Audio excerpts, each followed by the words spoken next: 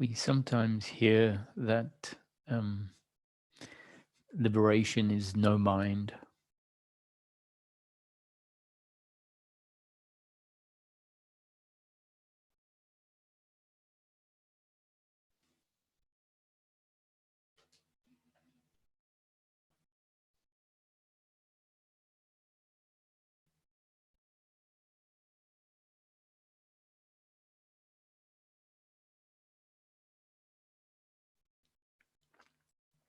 And we might imagine, try to understand what no mind means.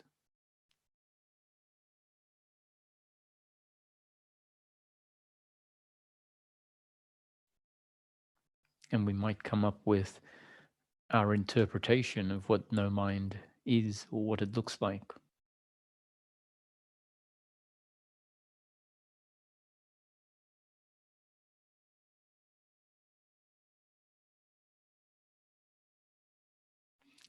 And that interpretation might be inspired by certain experiences, certain states, certain shifts that happened.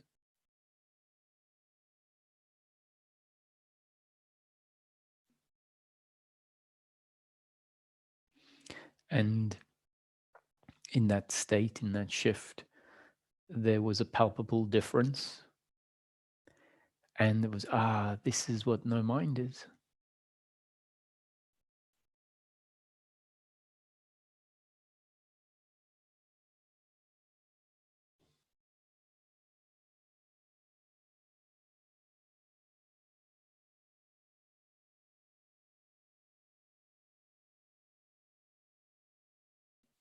And many different traditions will use different words, different phrases to point at certain things. And in particular, this notion of no mind or emptiness or the end of experience, the end of subject-object relationship.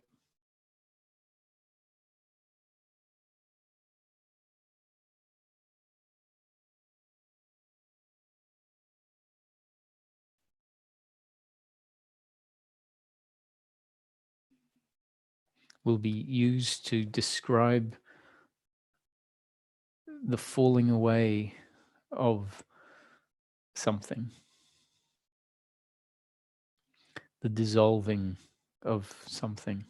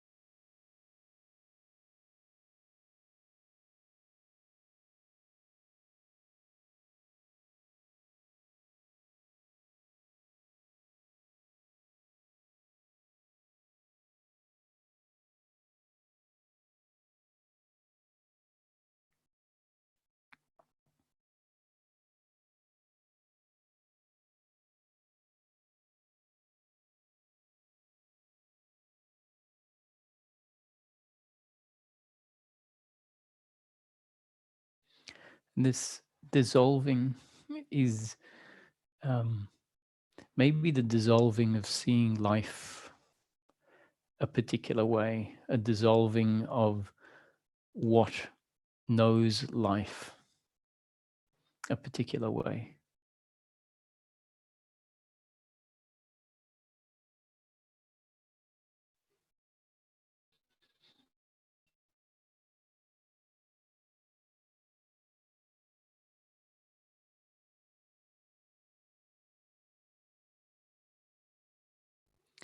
So in the teaching that I often put forward, that speaks about the end of suffering, and suffering is referred to as the movement of the thinking mind as opposed to the working mind, that it would seem like no mind means the end of the thinking mind,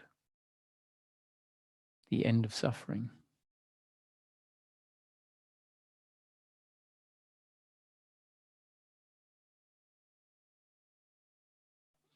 And I would suggest that that is, in very practical terms, what no mind means, was pointing at.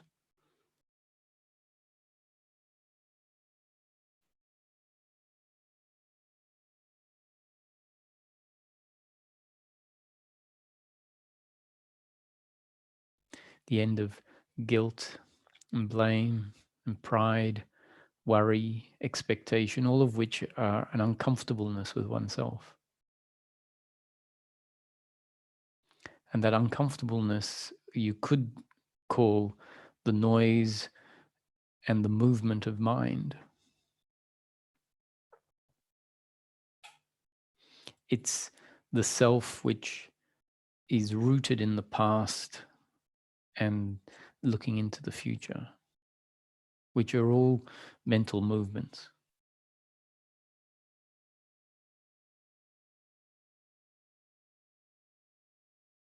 So it is the psychological me that is that exists in time, looking back at the past and into the future. So no mind might actually be pointing at presence.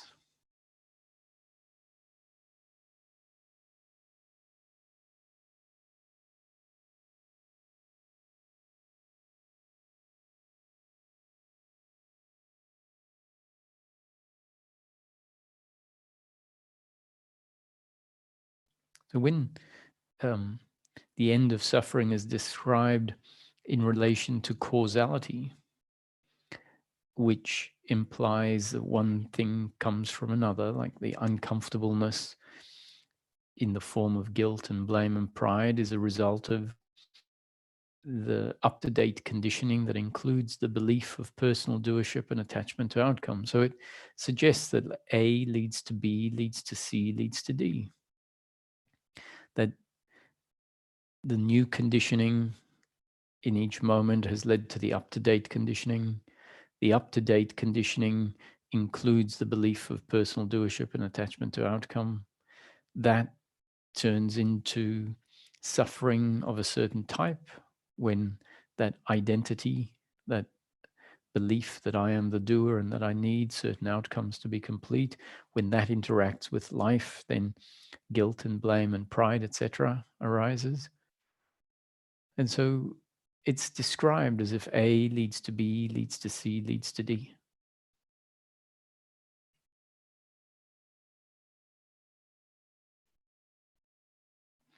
And clearly life on a certain level, on the level of appearance at very least, on a practical level, the way we interact and have to keep interacting with life, reveals itself as an unfolding of time and space. The human being includes the faculty of memory. And so, real or unreal, the impression of life as a time-bound, spatial,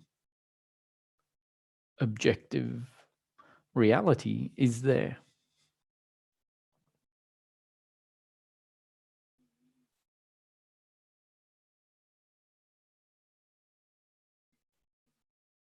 And describing it like that can reinforce our existing interpretation of life. Now, mind you, the description is the belief in personal doership, the belief in attachment to outcomes are the error, the mistake, the misinterpretation of oneself and life. So it doesn't say that causality is the error. It says certain beliefs that fit within the causal framework are the error. And if that is received in a certain way, lands in a certain way, the description that we are not the doers, that our happiness isn't to be found in the flow of life, has a particular implication. If it lands in a certain way and it really hits home, we might realize in that case, so much of my thinking is invalid.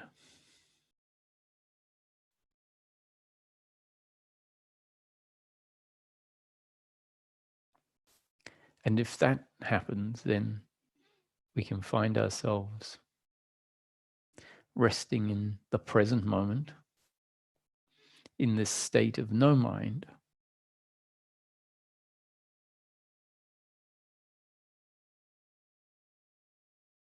much more frequently. Because this state of no mind, which really means no thinking mind, no me thought, no psychological me, that is looking back in the past and regretting, looking back in the past and feeling resentment. The me that looks into the future and has expectations and ideas about how God should create a creature. Ideas about what life needs to look like in order for my happiness, which is to be found in outcomes, to be there. The silence of that psychological me that is trying to win in the present moment, seeing the other as a competitor or a rival or an enemy, complaining, feeling like a victim. That psychological me can dissolve if it hits us that life is a happening, unfolding exactly according to God's will.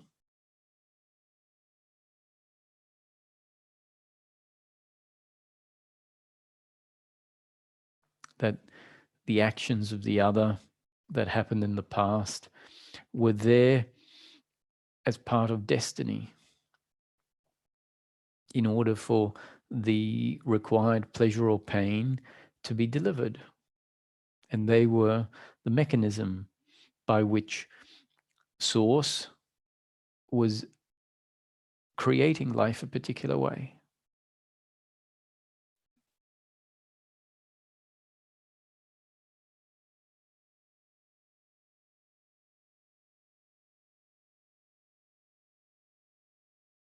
And we wouldn't want to get caught thinking about that indefinitely.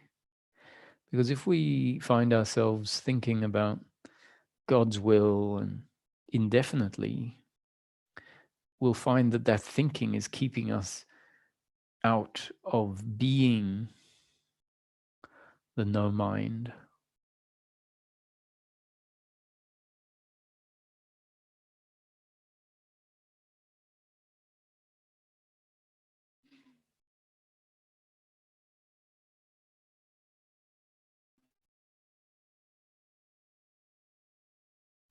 So when we hear about don't be the person, or drop your personhood, or be nobody, or there is no person,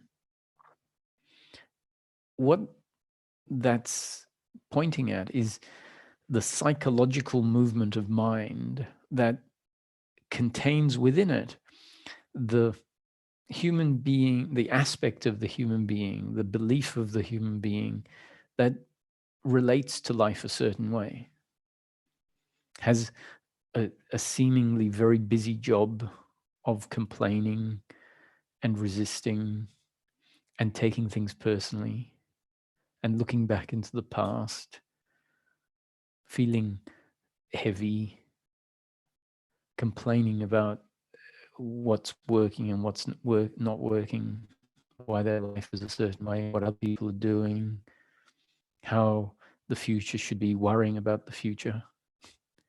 That's what seems to be a fairly standard way of being in life. Maybe we shouldn't use the word being in life, a fairly standard way of knowing oneself in life is this psychological movement, which is an attitude towards life, a commentary, which when we say an attitude, it's always a commentary or a perspective relative to what has happened, what is happening, or what might happen.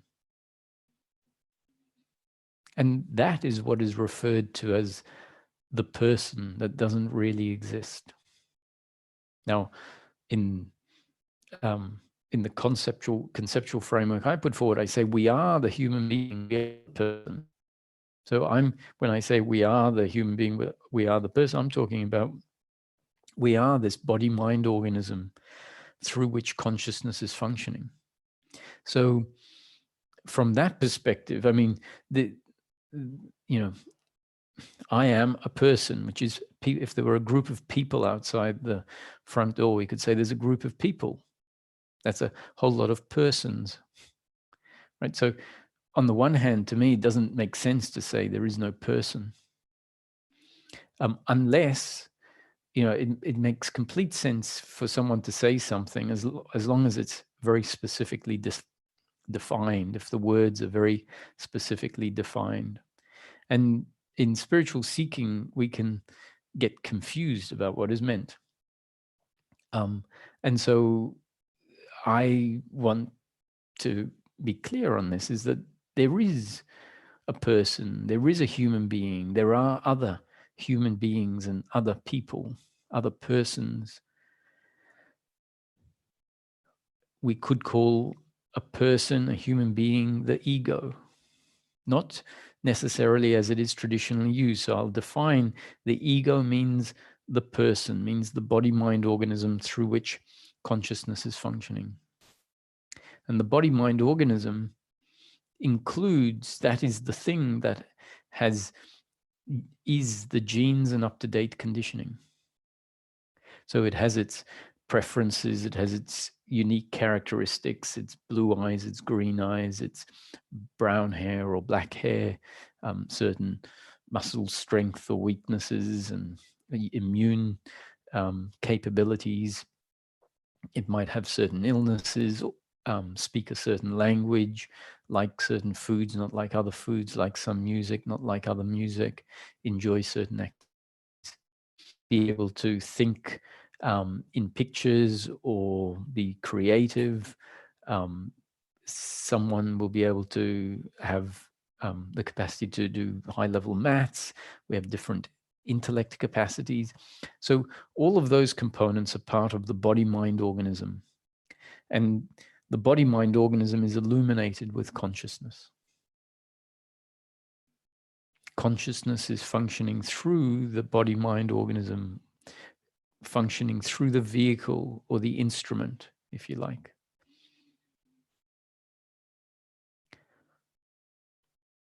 And that consciousness then picks up the color, you could say, the color that the instrument projects onto the consciousness. And that becomes the experience in the moment. So if there are thoughts, it's part of the experience, and that's because the instrument thinks. And so there is a human being, there is a person, which is the combination of consciousness functioning through a particular body-mind organism. Now, that person we can call the ego in this teaching. I am the ego. I don't have an ego. I am the ego. Jesus, Buddha, Ramana, Ramesh were egos. This teaching, this framework says we are all egos. We will continue to be egos until the body dies. That means we will continue to be egos while we live in this life, in this manifestation. From the moment we wake up in the morning to the moment we go to sleep, the experience of being a person, being a human being. So we are the ego. Now, the difference is that there is, generally speaking, an ego with the belief as part of its genes and up-to-date conditioning, with the belief of personal doership and attachment to outcome. And that creates the psychological me. The me that is very identified and has created an identity around being this person. And because of its makeup, it will include in that psychological me how it relates to other people, how it sees itself in relation to other people, how it feels about itself in life. The looking back into the past and regretting, the looking into the future, the worry, the expectation, all of that is movement of the psychological me. Now, when you hear a teaching talk about leave your personhood behind, well, there is no person, or referring to the ego as specifically this belief in doership, this psychological me, which often the ego is referred to as what I'm referring to as the psychological me, or be nobody. It's talking about that movement of the psychological me.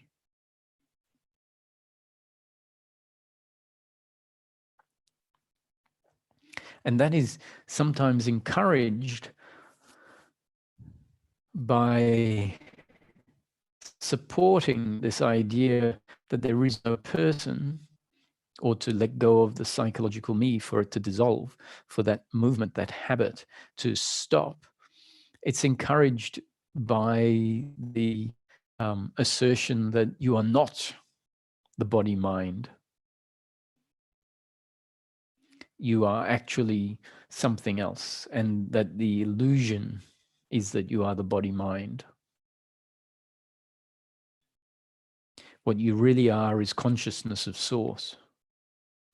You have nothing to do. What you really are is not a bag of meat and bones.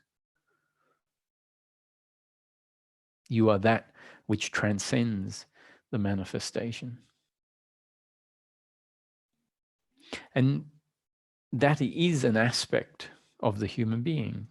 That formless awareness is an aspect of the human being, and it has been forgotten. So the fact that the teachings are saying you are not the body-mind organism, you are the formless awareness, is serving two important points. One, it is serving to bring attention with the hope of that formless awareness waking up and recognizing itself instead of being forced in by certain thoughts of the thinking mind, dragged into feeling identified. And identified with the body means essentially unaware of its other aspects, meaning this formless awareness. So it's serving the purpose of bringing attention onto the formless awareness that has been essentially dragged into and lost in form. And at the same time, if we start getting a glimpse or a sense that what I am is not the body, then that, which is not an absolute truth, I would say, but as we start to get a sense of the human being, our attention might start to focus primarily on that, with the aid of concepts that are saying that is what you are and the body is not what you are. So attention sort of then essentially focuses on the formless aspect of the human being. And so then when we hear there is no person, you are not the person, we might misinterpret what that means. We might think that I'm not a human being, I'm not a person, I'm not a human being. But what that can serve to do is bring about a quietening down of this psychological me, bring about a stilling of the mind to this point of no mind. Because the narrative is about the person. The narrative is about the human being. The narrative is always about the body in life. Oh, look what they did to me.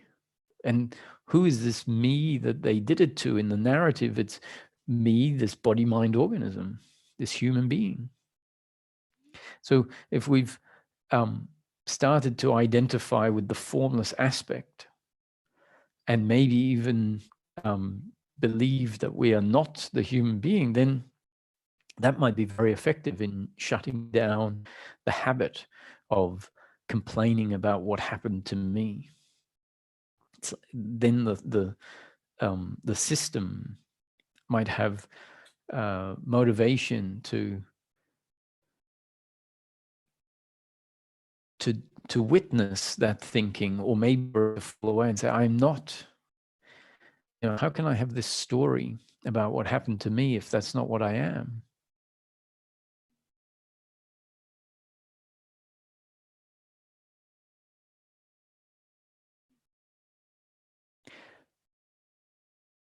And to aid the that, we are told that time doesn't exist.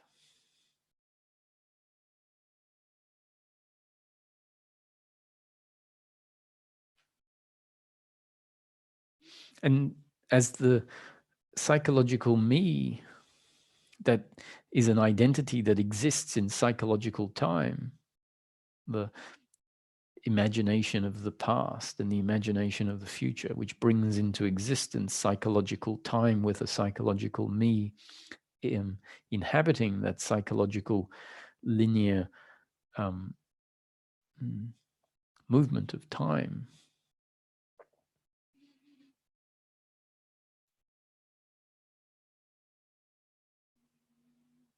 As we start stepping out of that, as it starts quietening down,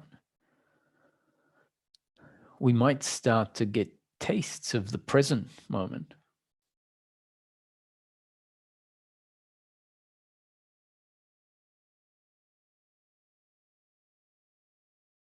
And time seems absent in presence. That's why the present is often referred to as eternal, which means the absence of time. As the psychological me collapses, the psychological time collapses with it.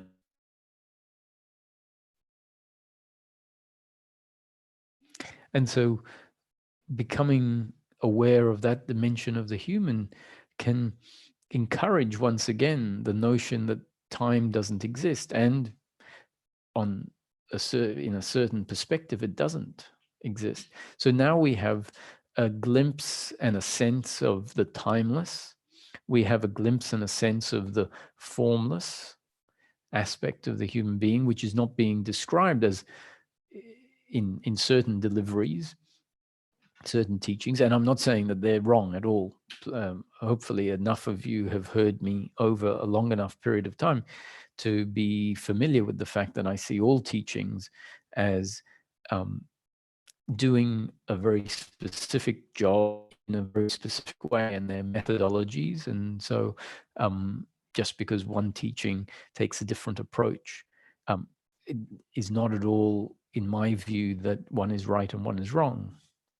They are just dealing with the problem in different ways. And so talking about different ways can illuminate why it's being done.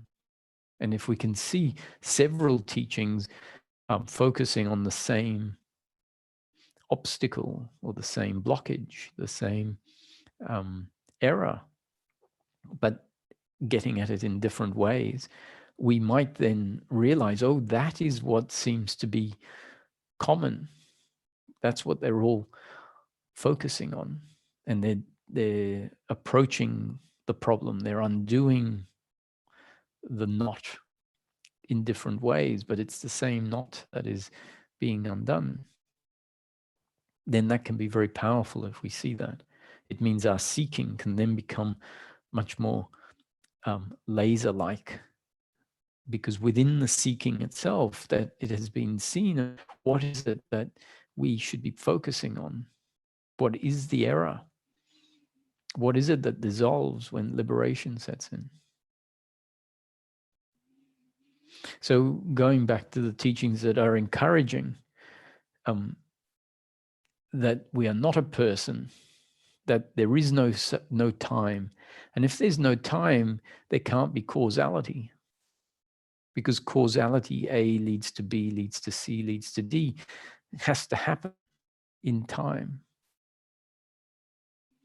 And so all of these pointings, especially when they start revealing themselves in our experience, when we start getting glimpses of life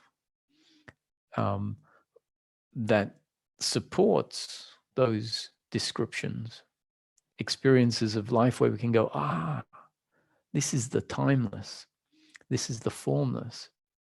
Maybe we won't say it as the human being saying it. There will just be a stillness where that is known.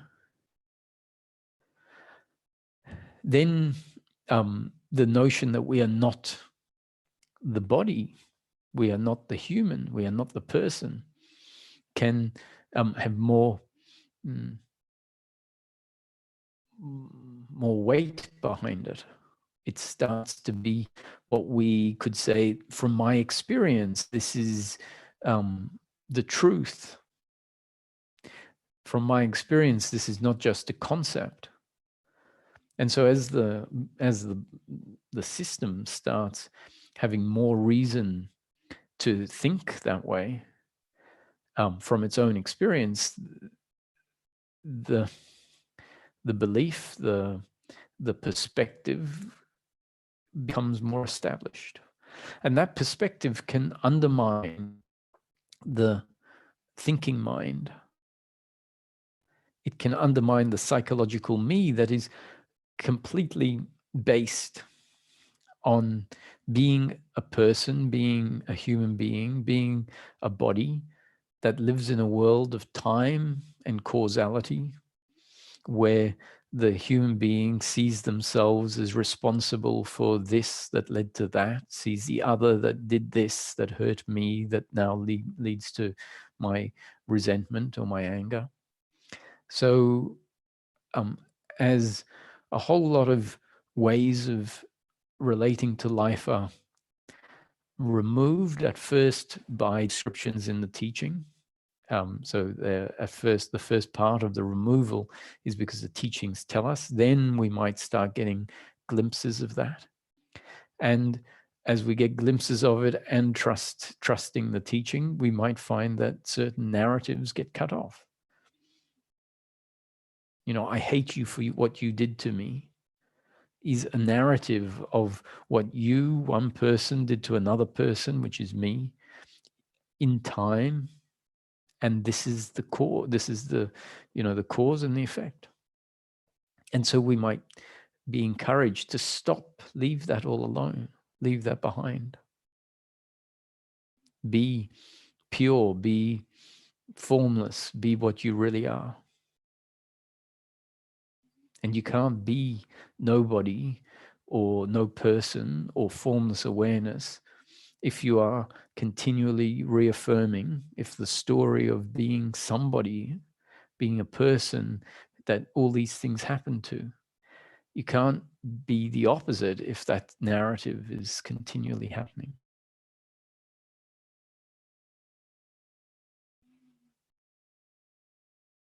And we might find that as that narrative shuts down, even for 30 seconds, while in the middle of a crisis, with what your group of friends are believing in or doing that is different to how you see it. And so there is this psychological battle going on as to who's right and who's wrong, and whether you should remain friends with these people or not. And if the thought arises like, oh, you're nobody in the spiritual sense, your awareness, you're not a person, it can cut that narrative off.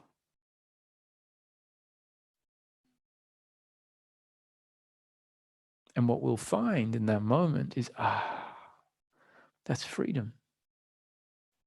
We'll feel it, because what will be getting cut off is an uncomfortableness with oneself, expressing itself in the form of an uncomfortableness with the other.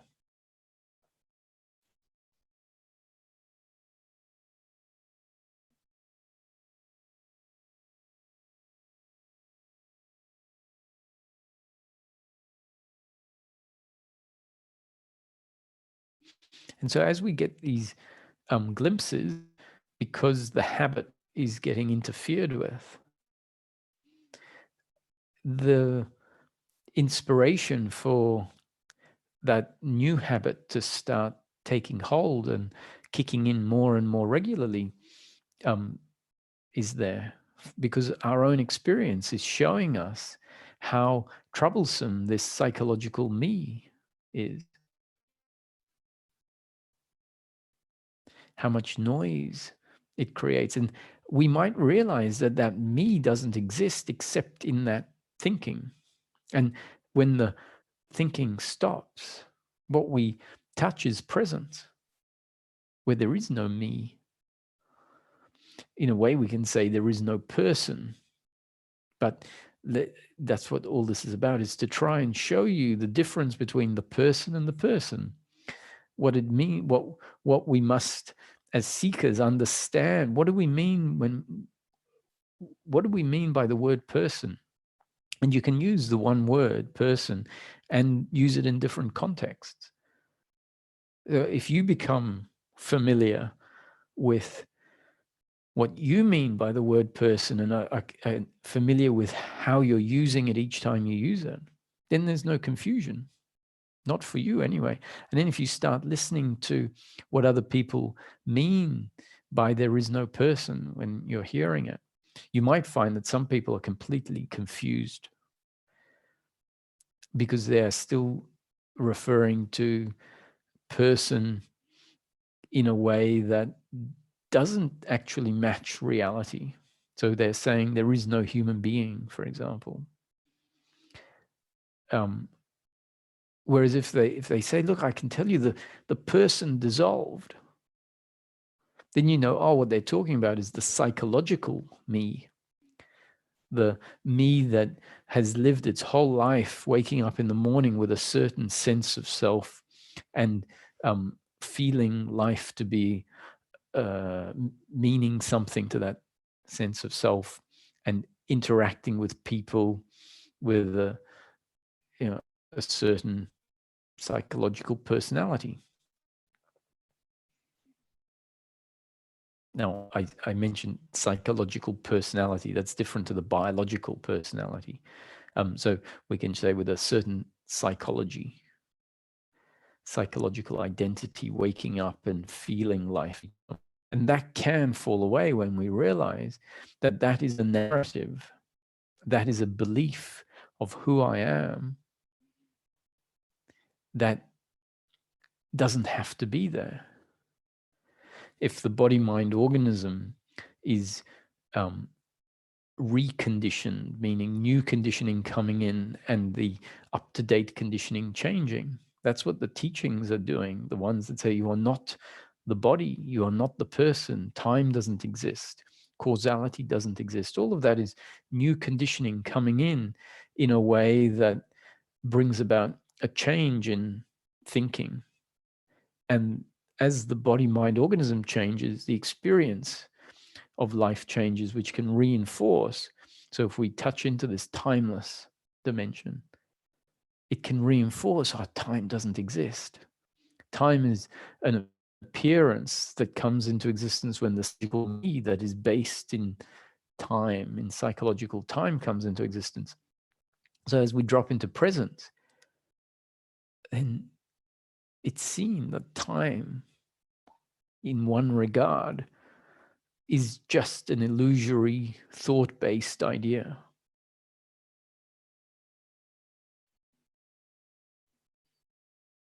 But that thought of time, that concept of time is so recurring within the psychological me. That is a time-based identity.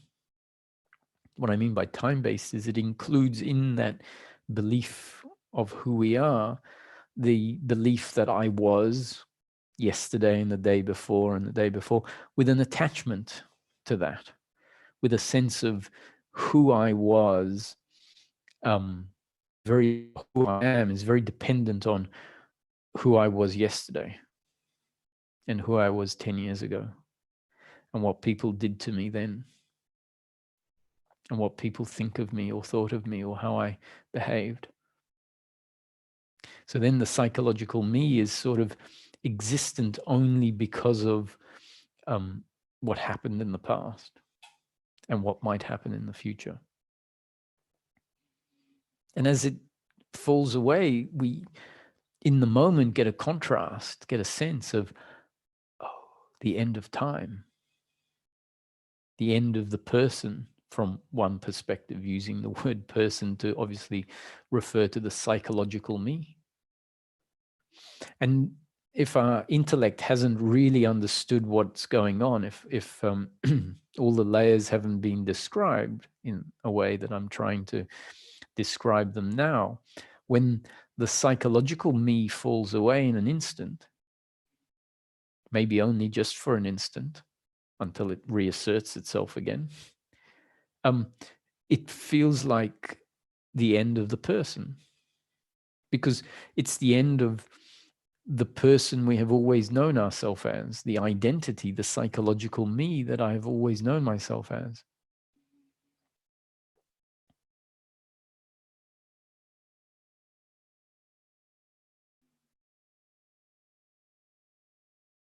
And in that moment when it falls away, we really might end up with a belief that says, I am not a person because the person dissolved.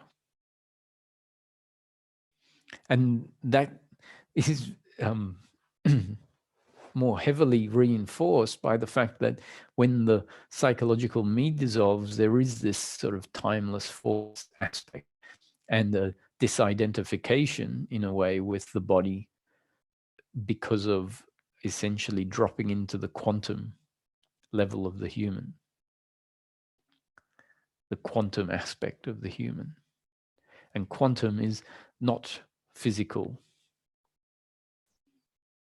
It is the sub-physical, the micro, the forms.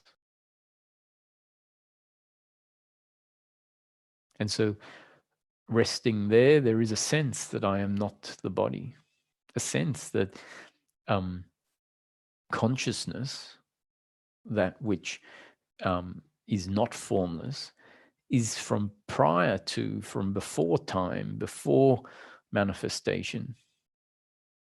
And the sense of that, the intuition that what I am in the formless sense is before the body, is because it is outside of the realm of form.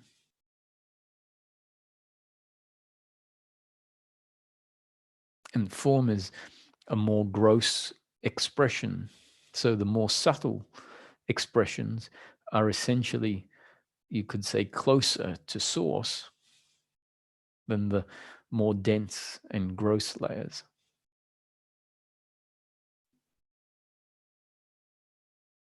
So that will reinforce this sense of no time, no person, which can then create a snowball effect where no mind, meaning no psychological me, exists more and more. So we become more and more familiar with this timeless present moment.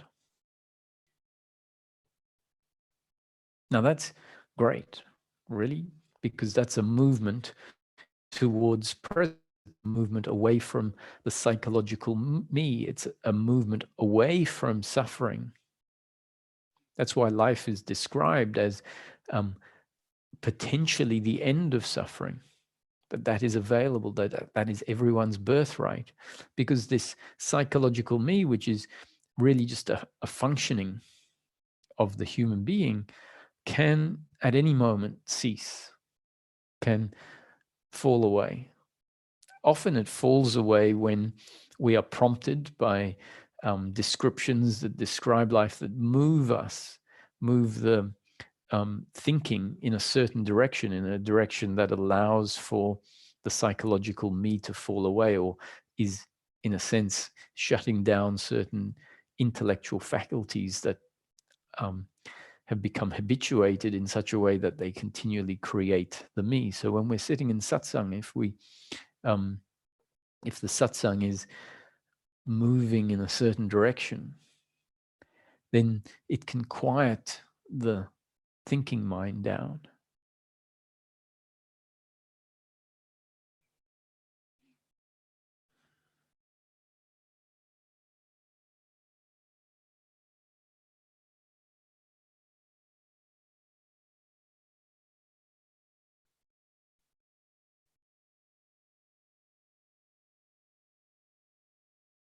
And then if the space in the room opens up and people find themselves touching into this part of themselves that is there, and it's described, that's your true nature, that's always here.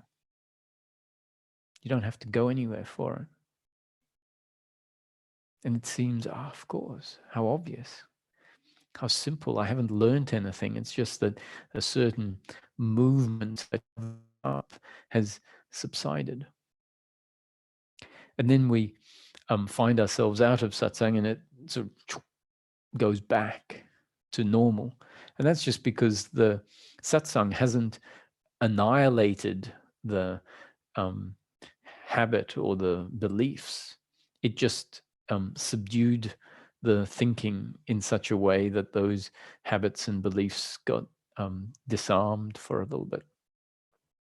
And then we find ourselves out in life, and someone's taken a seat that was reserved or has parked behind us, or the shop is closed 15 minutes before it should, and you got there before the official closing time, but the shop was closed anyway.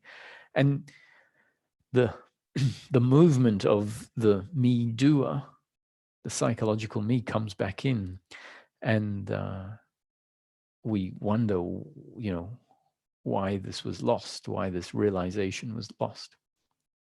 And it's just a matter of, over time, if it's destiny, and if the new conditioning continues to come in, new grooves can be formed, new habits can be formed, and hopefully these habits are an atrophying of the habit of the psychological me, and establishing oneself in presence.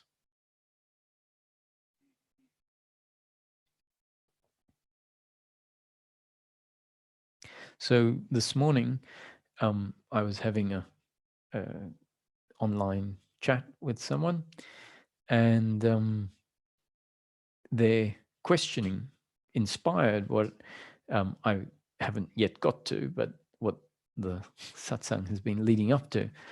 And that was, their point to me was that they found themselves in a park on the weekend, and it was a lovely day.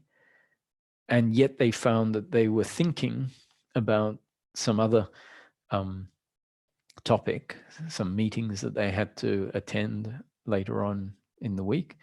And it was disturbing, essentially. It was disturbing them being in the park, enjoying the sunshine and the day. And it was very clear that that was a habit. And they asked if there was any new conditioning that I could deliver that might become part of the up-to-date conditioning that maybe next time would allow the person to be in the park without this disturbing. Now, the normal conditioning is that firstly we say, well, if that was happening, that's destiny. It means that it was meant to happen that way. And it was meant to happen that way because if it was happening, it means your genes and up-to-date conditioning and the circumstance you find yourself were expressing themselves that way.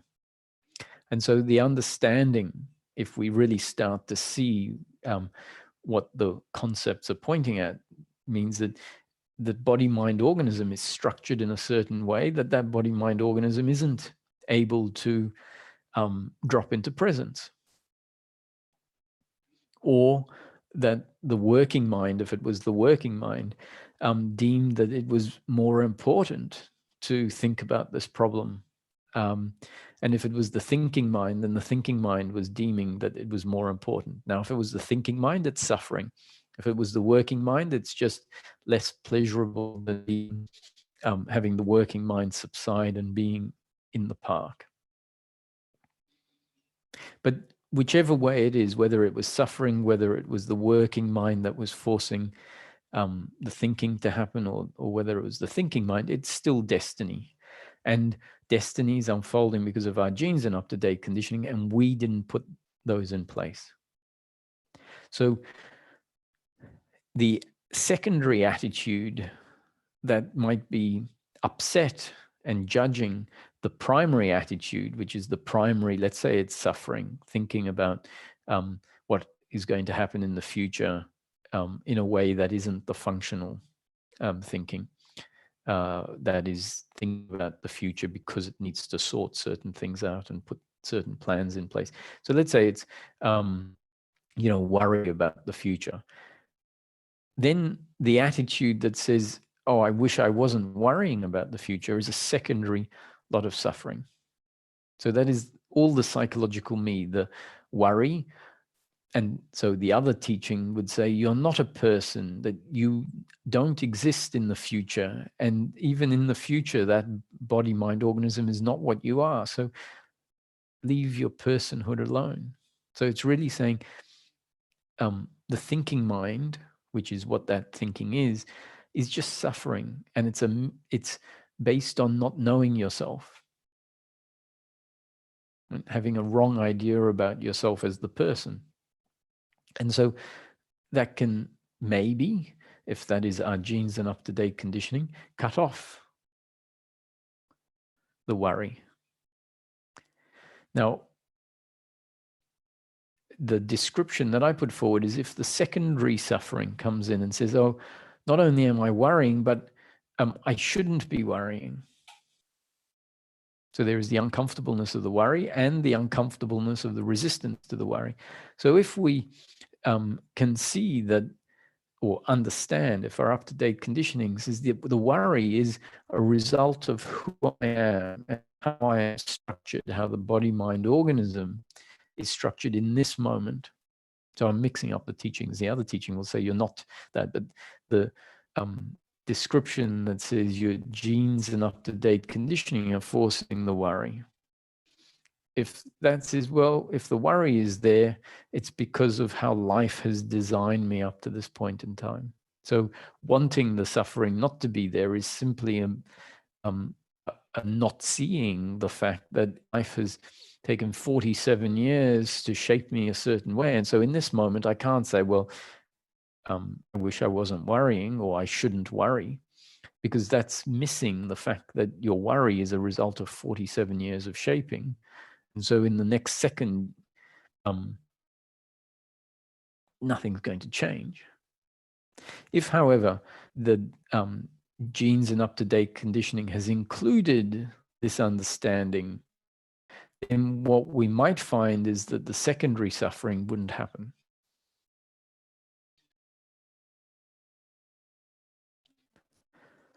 And if the up-to-date conditioning, because of the contemplating and the seeking, was different again, then the primary suffering of the worry mightn't arise. And so then one would be in the park without worry, free of suffering. Now that's just a description of different ways that the moment can present. It's not saying, well, you should be the one that doesn't worry, because that would be the teaching telling someone to be something different from what they are. The teaching says, it doesn't tell you how you should be. It says you will be one way, and that is destiny. If that hits home, there's an implication to that. It's like, I will be in each moment one way, the way that life has shaped me. The implication is there's nothing to do. The implication is, in that case, there can be presence with what is.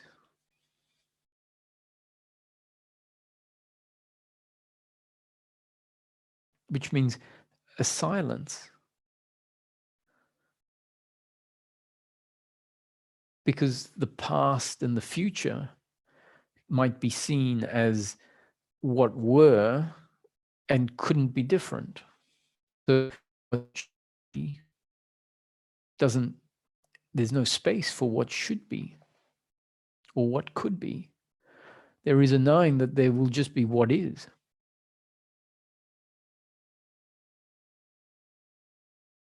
And so that is the basis on which the psychological me dissolves.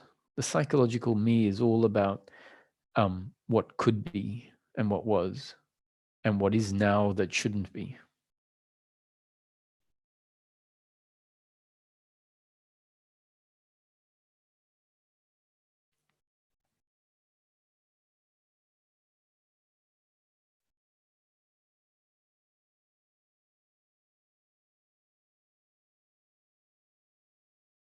When the psychological me falls away, the person is still here in the teaching that I generally put forward.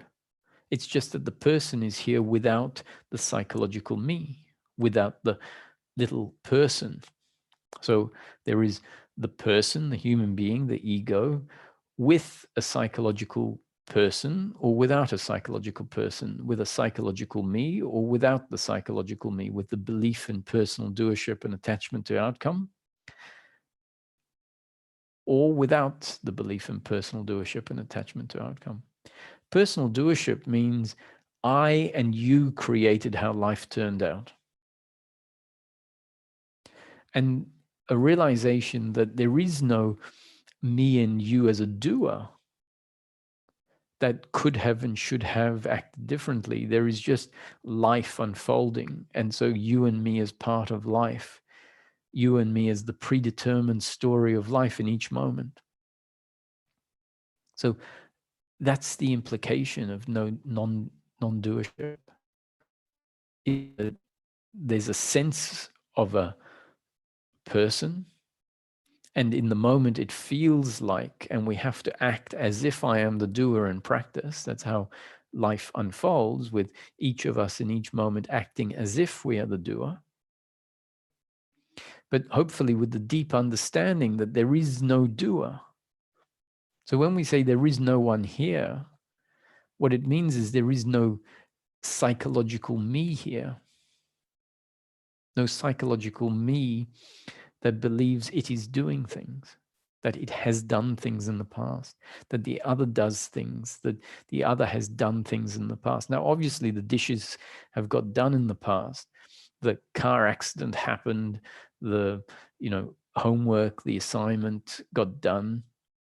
But that was all happening, not being done by a me doer. So when they say there is no one here, it means the psychological me has dissolved. The human being is still there, still here, sitting on a chair talking, but without the sense that they are a separate, independent me that could have done it differently, should have done it differently. And so what that means is a connection to the source that is functioning through the human being as the human being. So the human being without source is not a human being. The human being is source or consciousness linked to a particular body mind. So it's the combination of the consciousness illuminating the body mind. If you take the consciousness away, we essentially have half a human being, one part of the human being. Consciousness without the body, you don't have a human being. You have half of the human being or part of the human being. So the human being is both in union as one thing, as the human being, which is a body that has consciousness. Now, to give you an extension of this, of how concepts about life and about who we are get put in place, I will describe the other perspective that I put forward as to how this person might find themselves walking in the park in presence, meaning without the psychological me, without the noisy thinking mind. So walking in the park, able to appreciate what is here now. And when I was giving this this answer, I realized that because in my seeking process, this exploration into the present moment was so primary, was so intense early on, that whenever I refer in satsang to dropping into I am, abiding in I am, dropping out of the thinking mind into being, I guess I can sometimes take it for granted as to what happens or what was happening for me during the seeking process. What always happens in the seeking when the mind was active, and then there was awareness of the thinking mind, like blame, for example, towards a family member or a friend or a stranger or a work colleague for something that I didn't agree with. That would be happening. And then awareness would land on that. And the practice that had set in place for me was to drop out of that psychological me, out of the blame, into the present moment, into being, into knowing myself as a human being that is not grounded in the psychological me, in the me that is based on psychological time.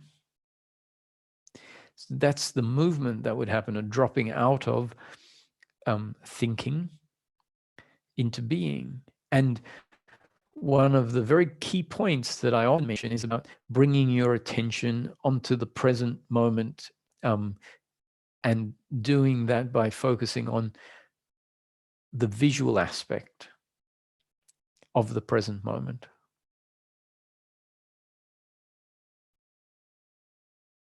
And that focusing on the visual aspect of the present moment, for me, is very powerful, because what it does is it brings me into presence. Now, what I had missed is why it brings me into presence.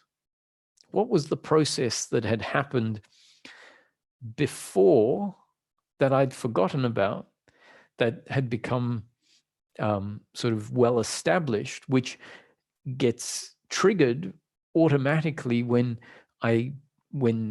the movement is to bring attention to an object in the present moment. So if I'm walking in the park and the thinking mind was going, and it was recognized what I am, which was really the reminder to drop out of the psychological me into the I amness of the human being, meaning the quantum, the aspect which is in the timeless. That would be accompanied by my attention coming onto the tree, for example, and that there would be a dropping into I am. Now, what was it that happened before that made the association with the tree and that association with the tree propel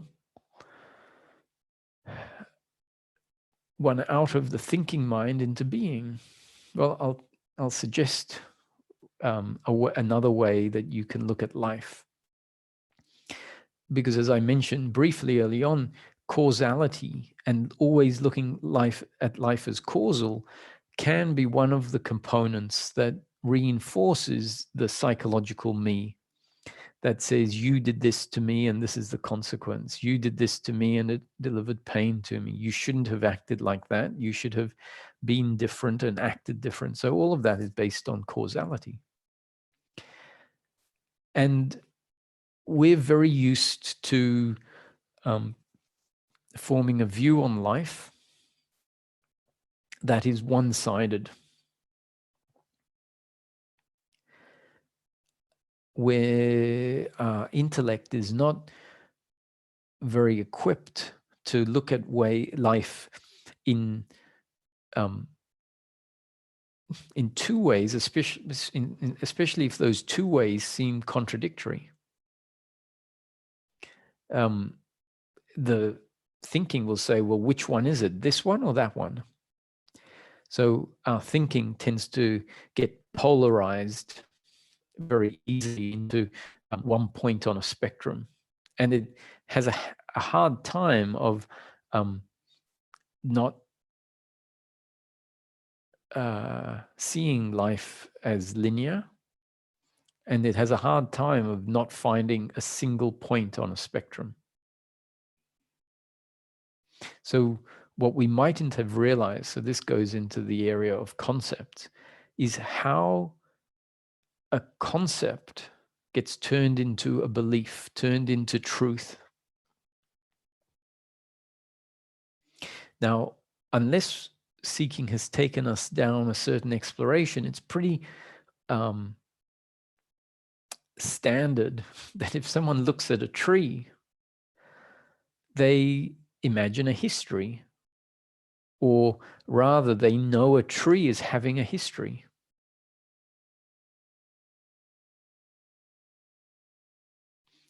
And we have to start being able to look at life in more than the causal way. So you have A leads to B, leads to C, leads to D. And that is undeniable on one level of life. An observation of it shows us time and space and causality. So if you want hot water, you have to turn the kettle on. And we will continue to live as if causality is real, and on one level it is relatively real. For someone to say causality doesn't exist means that they've suddenly got blinkers on the manifestation of life and how we actually live it. Because to start your car, you need to put the key in and turn it so that the electricity that's coming from the battery, the circuit is closed and it can turn the starter motor, which then turns the petrol motor, which ignites the coil, which then sparks the plugs that ignites the petrol, that pushes the piston up, and on it goes. So that is all mechanical physics, and it's all based on causality, and it's, you know, it's undeniable on some level, because if your car breaks down, the way to fix it is to assume that the world of causality and the world of Newtonian physics is real. And when a mechanic looks at it that way, they find a solution and the car starts working again. So we can't deny causality. So on one level, A leads to B, leads to C, leads to D. It's true. And yet, if we don't separate or ignore other perspectives of life, we'll start to see that that's not the only way life happens.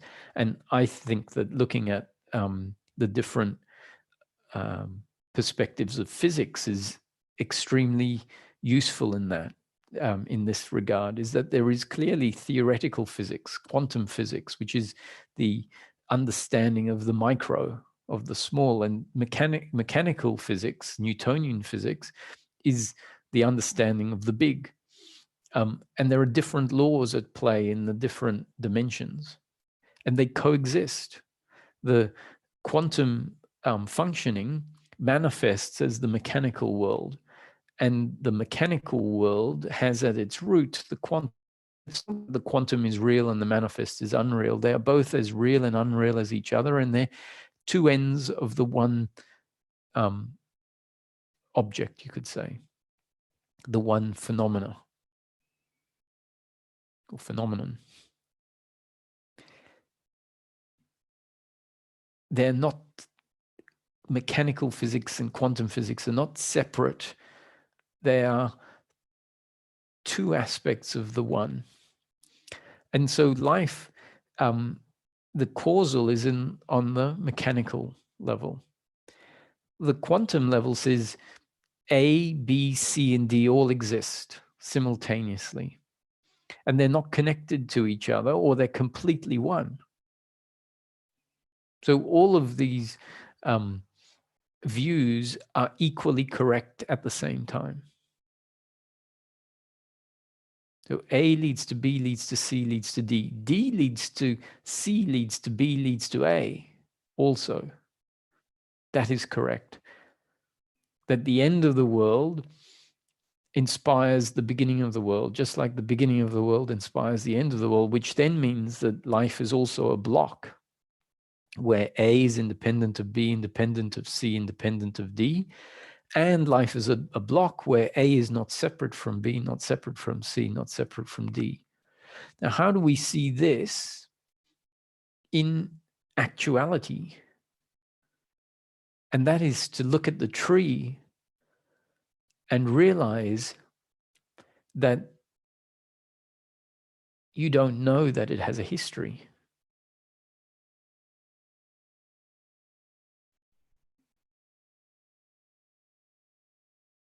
The way that our intellect sees life linearly and causally, from that perspective, it has a history.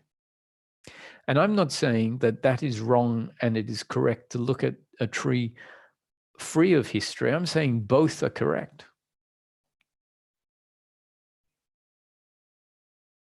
And amazingly, they fit together in the most beautiful way once they're both understood and then get to integrate and be seen as complementaries and not contradictories. And as I said, our intellect will say, so which one is it? I want you to tell me that this one is right and this one is wrong. And it doesn't work that way. So if we only look at life as causally, the psychological me may well be kept in place by only seeing life causally, even if the concepts that undermine the psychological me are put forward. Simply because the difference is not big enough. So we're still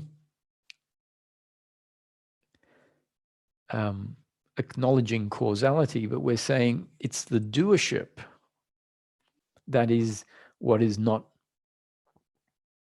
a correct interpretation. Causality, yes, but doership, no. The person functions according to their makeup, and their makeup was put in place over time by new conditioning coming in and adjusting the up-to-date conditioning. That's causality. So that's correct. But the idea that I am the doer, the other is the doer, and life could be different is the error. But that nuance might not be received in such a way that the implication brings about an end to psychological me. If you start looking at life in the present moment as not having a history, you look at the tree and look at it as if it has no history, which is not about thinking about it and imagining it has no history. It means being present with the tree and finding that the history exists only as a concept that is so automatically overlaid when we look at the tree because we have not questioned life, not assumed life can be more than the way we know it. So what's happened is we have come to know life and believe life to be a certain way based on our conditioning, which could be conditioning from parents, or it could be on a more fundamental or primordial perspective, a conditioning based on how the experience presents itself. And in practice, the history of and the progression of life, thanks to memory, is always there. So we remember leaving the lights on in the car, and when we go out, we have a flat battery. And so then that reinforces that the flat battery came from the past, came from the action of leaving the lights on. Now, what if that's not the only way it happened? What if it happened because in this moment, as part of the block of life, the battery was flat, and that the battery has no history? The battery is just flat in this moment, not because of, but it is. So it is flat, free of any story of why. So going back to the tree, can we look at the tree with no history? And that only becomes possible if we see where a concept about time has been turned into a belief. And essentially, it's a belief that says life is this way.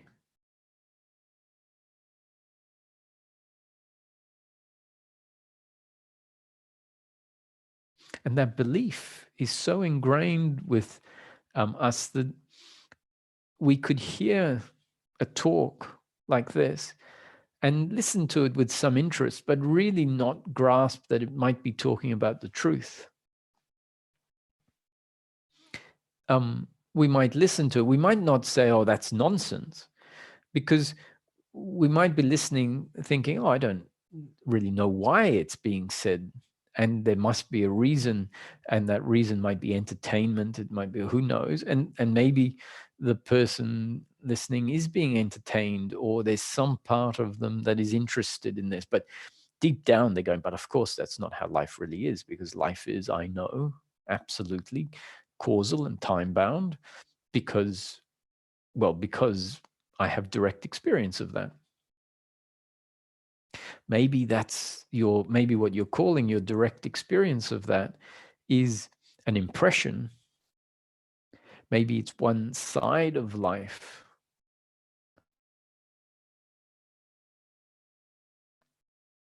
So once again, different teachings will point us into a description of life that says it's not that way. That is the illusion. That is the misunderstanding. That is seeing duality and not seeing non-duality. Now, those pointers to me are not necessarily as absolute as they sound, because at some point after we have gone through different phases of the process, an integration has to happen where we find, well, actually, I am the body as well as the formless, which is the combination is the person. Whereas earlier on, the teaching said, you are not the body. But I'm very grateful that the teaching said I'm not the body, because that allowed a recognition of the formless. And it was only after the recognition of the formless that an integration of the formless and the form could happen. And for it to be seen that the true non-duality is not I am formless but not form, but rather I am both form and formless, and neither and both. That the form and the formless don't exist separately. So we'll have teachings that will point, and so they should. And this is what I'm saying, is that my journey was through the top-down teachings. And so when I talk about drop into being, there is a process that happened, which was an investigation of life from the point of view that what is here now is a spontaneous, non-causal arising, that the tree has no history. That what it means is the tree didn't come from a seed when known directly, which still doesn't mean I'm saying a tree didn't come from a seed, because from another perspective, I'll say, well, clearly a tree only there because a seed was planted. And on the flip side, I'll say the tree has no history. The tree did not come from a seed. And the intellect is going to say, what are you saying? So which one is it, this or that? I say, it's both. How can it be both? Well, that's life.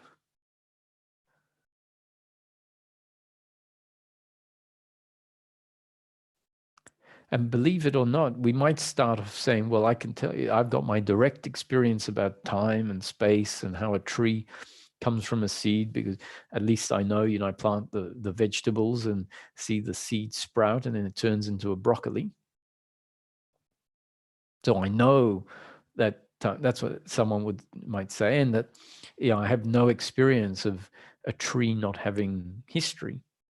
And believe it or not, some shift can happen, because the teaching will be delivered in a way that makes it, of course, we could see that time and the idea of causality and is, we might see it's all conceptually based. Like the example of a night dream can be brought in and said, if there's a character in a night dream, you're the main character and you're speaking to a school friend.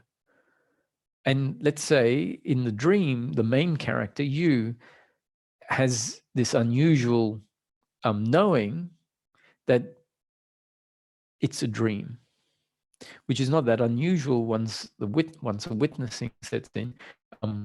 There is a presence in dreams where the dreams might be known to be a dream, which really means that there is a groundedness outside of the form of the dream, in the formless, which can create a sense and bring a sense of the witnessing presence into the dream.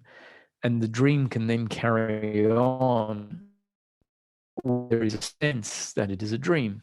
So if the main character is aware that this is a dream, and the main character is talking to a friend that is talking about when they were at school together 25 years ago. And even the main character can have a sense of having existed 25 years ago at school as kids with this friend. And yet, from outside the dream, or even from within the dream, we see that that dream spontaneously came into existence in one moment. It wasn't there when another dream was happening. And so the dream characters spontaneously came into existence with a sense of existing in time at a time when the dream didn't exist. The character has only just come into existence. They have no independent existence outside of the dream, and yet there is the sense that they existed 25 years before. So life could easily be like that, that when we go out into the garden and we feel like this is the garden that we go out into every day, maybe the world arose in this moment, just like a dream does. And within the structure of the experience in this moment, there is the sense that this was the table I sat at yesterday and last week, and that is the tree that I looked at a year ago when sitting at the same table. And maybe that's not as real as it feels.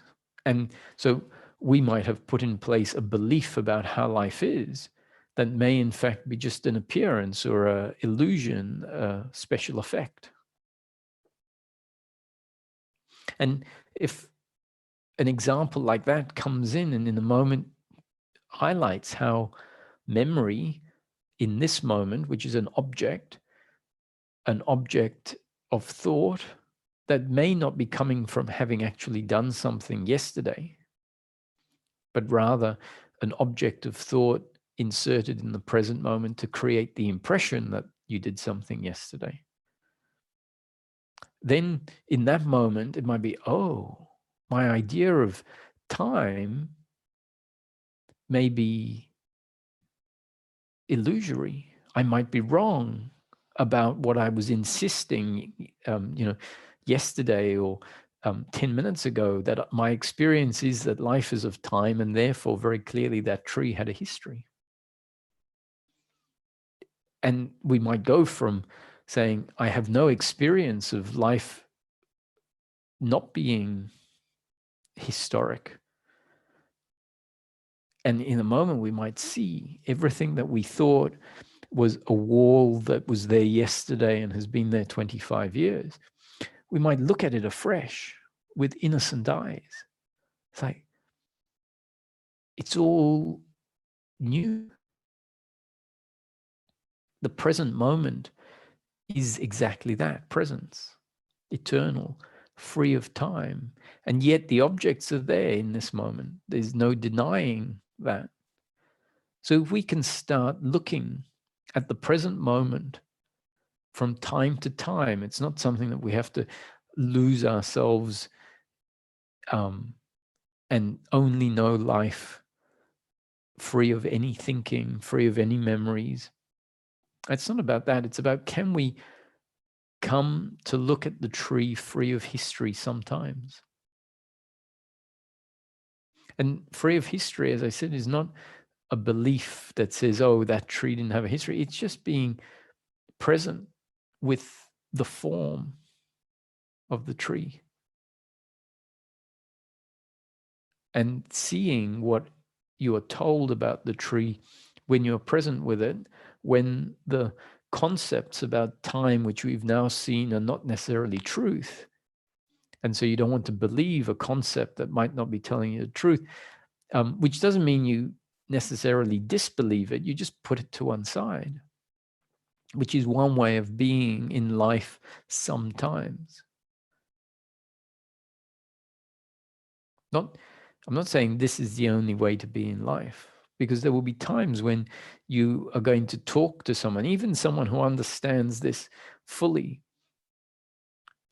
If they think time doesn't exist and that the tree doesn't have, they might give a satsang about that. And then afterwards, someone says, oh, when are you going to be in Canada?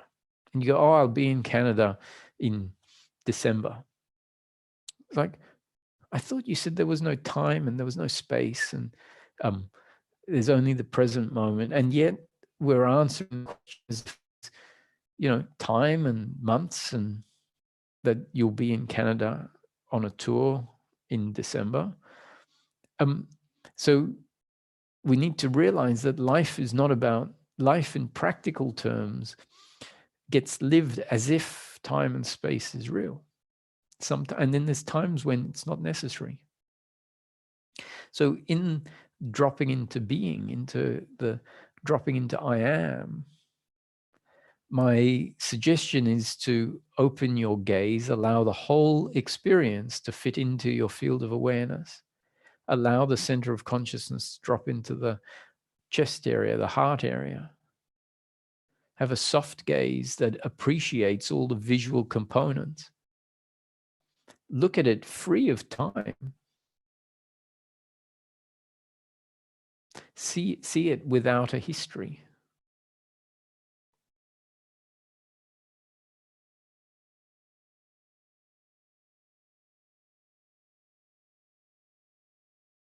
And you might find yourself propelled out of the psychological me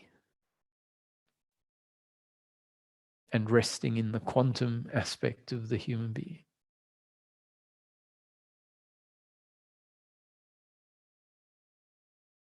Where the suffering, the psychological me that is blaming the other based on what they did to me in the past, and we realize that what we're holding on to is what they did to the psychological me. If the psychological me falls away, what happened in the past is not personal anymore. If we drop into being that is present in the present moment, that being was what the past events happened to. It's how the letting go happens. It isn't something that we do, the letting go. It becomes irrelevant. It becomes irrelevant to who we know ourselves as. And so when what happened in the past becomes irrelevant to what we know ourselves now as, it is let go of. So until we know ourselves differently, until we find ourselves being what I am, which is very different to the psychological me, then it means we're still, what's arising is the psychological me. And when the psychological me is there, the things that happened in the past happen to this psychological me. And so it can't drop it because it's very relevant to it. It would be, to the psychological me, it would be an act of self-disrespect to let go of hating the other for what they did to you. He said, I can't let it go. It was serious. It was an attack on me. And even if you try and rationalize to the psychological, yeah, but it's not serving a purpose to hold on to it. It's making your present moment experience uncomfortable. The psychological me goes, yeah, I don't see how that makes any sense. Because the psychological me is not interested in the uncomfortableness or the comfortableness. It's just interested in the fact it's personal. So if we find ourselves dropping out into the presence, we find that aspect of the human being, which is now, is just here now.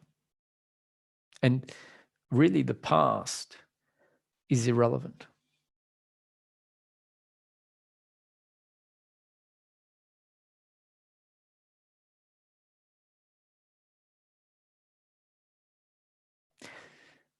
If we find ourselves resting there, if someone comes and apologizes for something they did in the past,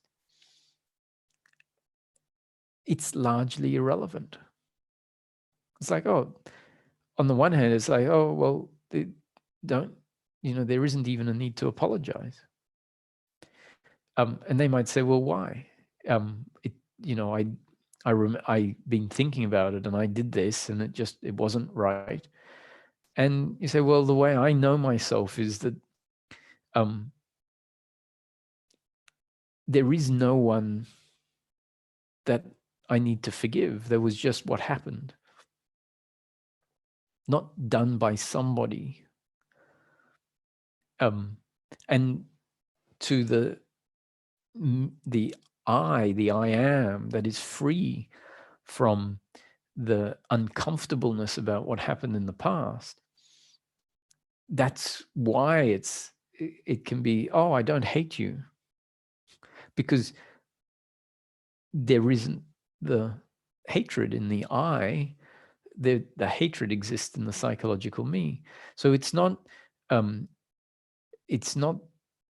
that it requires, courage and all of your goodness to say, oh, I forgive you. It's like there's nothing to forgive.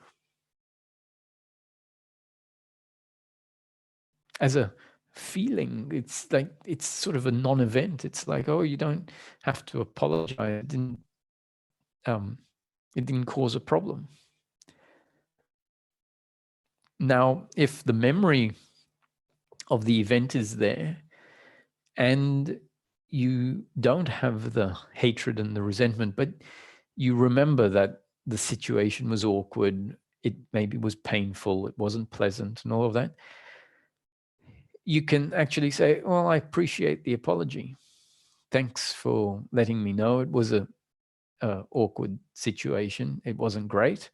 But to be honest, it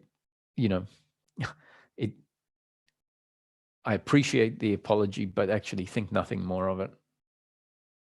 For the same reason that it wasn't carried into the present moment. And in the same way,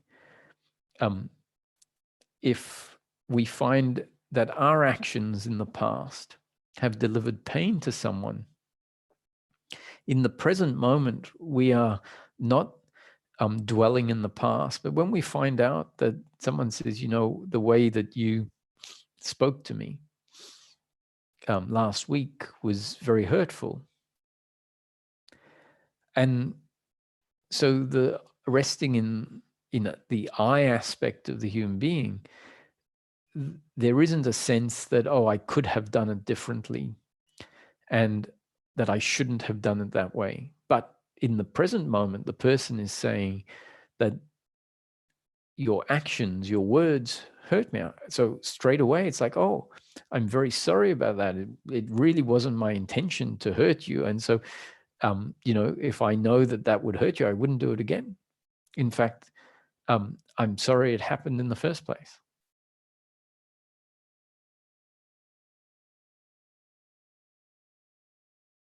So none of this should be a cutting off and a denial.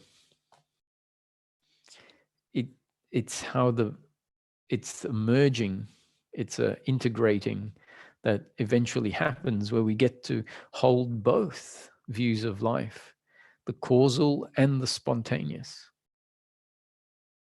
So what I guess this is about is that the seeing life as an arising in the present moment that may not have reason, may just be an arising in consciousness. It definitely is just an arising in consciousness. Now, I say that because even if life is an objective reality that has actual historic time, as well as the clear historic time that is built into the experience of life. So we can't deny that. Memory brings that in.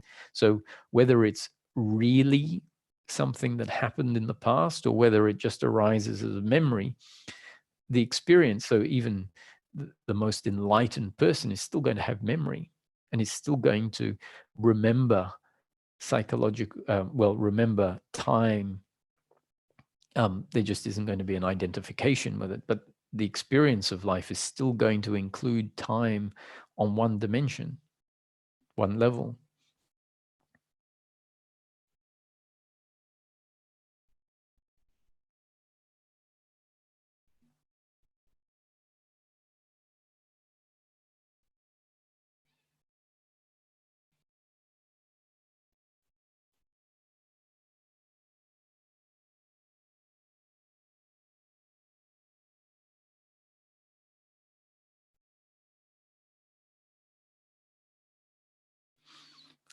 So we become very used to seeing life one way, but not so used to seeing it another way. So if we can start to see it as an arising in consciousness, which it is one way or another, um, so even if there is an objective reality, and not just the arising of time as an appearance, still from that point of view, the experience of life is still arising within the consciousness of the human that picks up the external light via the eyes, and it then is projected onto consciousness. And if there isn't an external reality, then all of this is arising in consciousness, and it's not because the eyes are picking up light, it's just because that's what is. And so seeing the tree with no history means seeing the whole of the moment as non-causal, which means it's not the body that is aware of the tree, but the awareness. Because from the present moment, the causality of the body doing the seeing isn't even there. The whole thing is spontaneously arising, known by the witnessing awareness in which the whole arising is happening.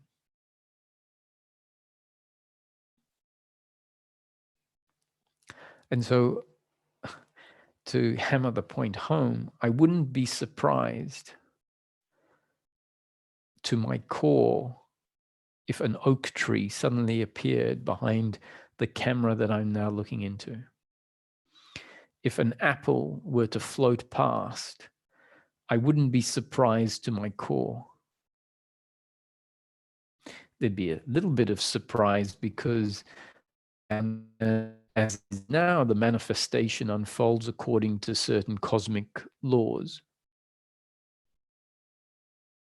And those cosmic laws include gravity, for example, and include the way that things appear because of a causal explanation.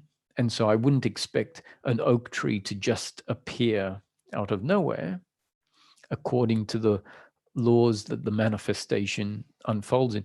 But I know those laws are not absolute because they are part of and linked to the appearance. So if life is a spontaneous arising caused by creative source, let's say, or not even caused, then anything could arise. And if life is known as in the present moment, the knowing at no distance, meaning no time, you can't have no distance with no time with time. But if time falls away, we find that space falls away. If space falls away, it means all of this is arising as a single arising within that which is aware of it. And so an oak tree, why not? It's just an appearance. It's just a modulation of visual image. In this moment, dreams at night spontaneously arise. Whole oceans spontaneously arise. Why can't an oak tree spontaneously arise? It wouldn't shock me to my core if a big 300-year-old oak tree just appeared in front of me. Or if I don't expect that to ever happen because life has consistently unfolded according to these cosmic laws. And so I don't see any reason why that would change. I don't see any reason why that couldn't change.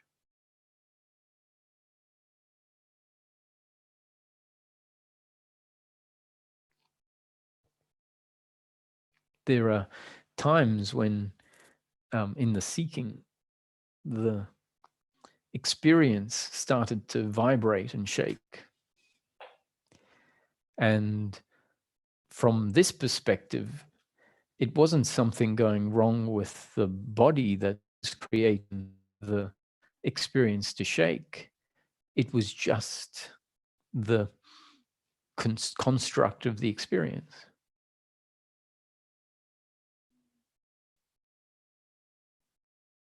It was the experience within the consciousness that was aware of it shaking.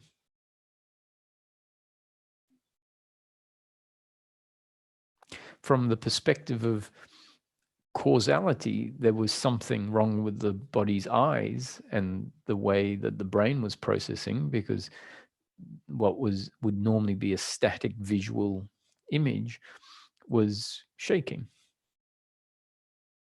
So can we see life from both perspectives simultaneously? Yes, that's the mystery. That's the knowing the human being truly. So to know oneself in the integrated sense, to me, is not to know oneself as consciousness and not the body. That's still a duality. That's still a misunderstanding of what we are. But it's to come to know ourselves as the human being, but not as we've known ourselves in the past, not a human being with a psychological me inside, but the human being free of the psychological me, which is connected to the quantum aspect of the human and the physical aspect of the human. So on that note, we'll have one or two questions.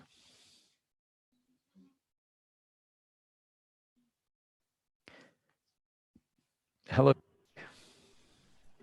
Hello. Oh, good morning to Hi you. there. Good morning. I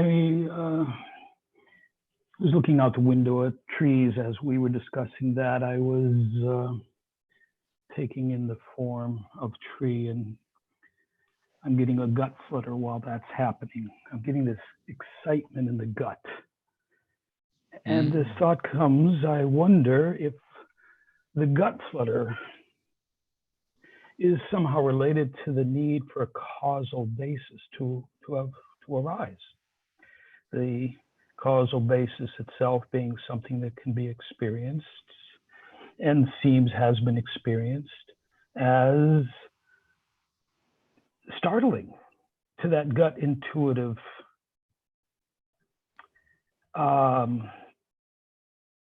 take on what's happening, kind of like trying to slow down and invoke speed to spontaneity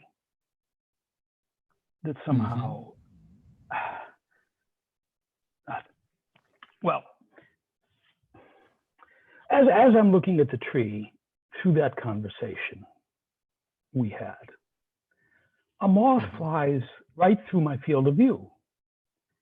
And I was very feeling content. I mean, I've often walked through the forest and had this thought, wow, this is spontaneous. There's nothing historical about this, because if there was, it would mean it would have a beginning and it would have an end, and it could stop from time to time, which, who knows, maybe it can, but that's not the present experience. And I enjoy that, and I get a gut flutter from it a lot, but perhaps there's this psychological bit that says, well, now that I'm getting this gut flutter from this spontaneity, you know, maybe something else should happen with this, like enlightenment or something.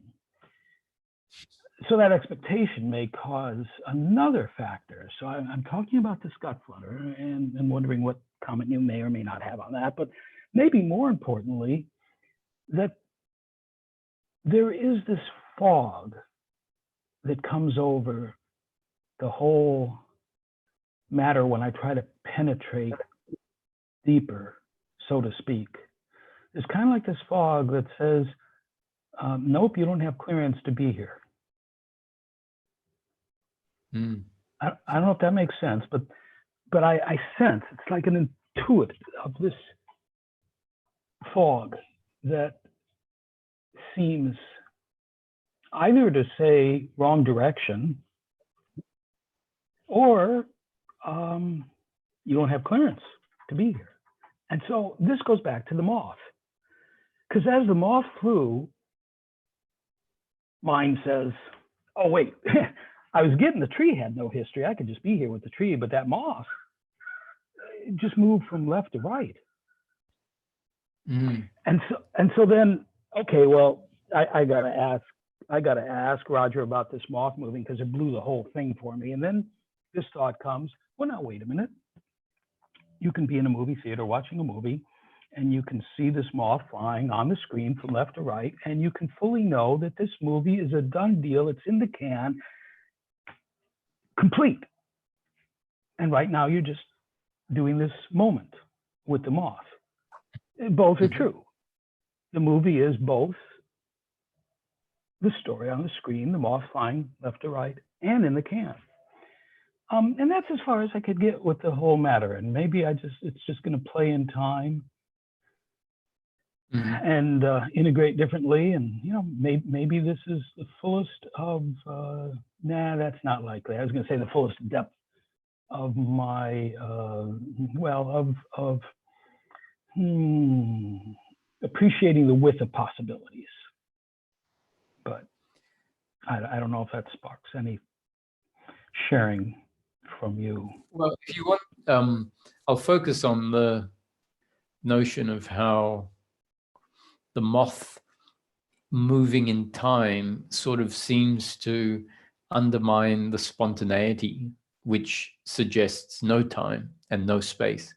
And what I would suggest is you can look at that moth movement as a whole series of frames, just like a cartoon that turns into what seems like one seamless movement of time and space as a result of a sequence of frames that have no time and space within each frame.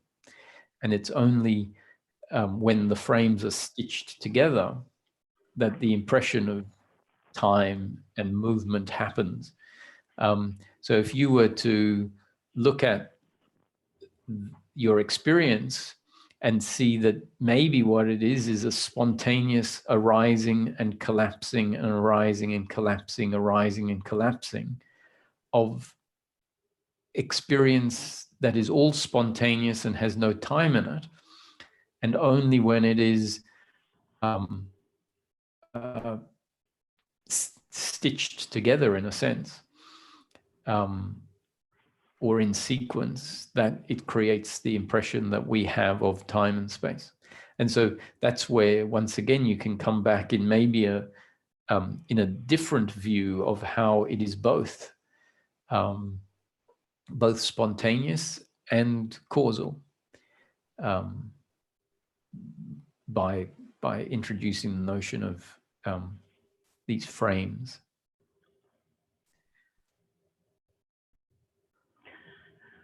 Regarding gut flutter,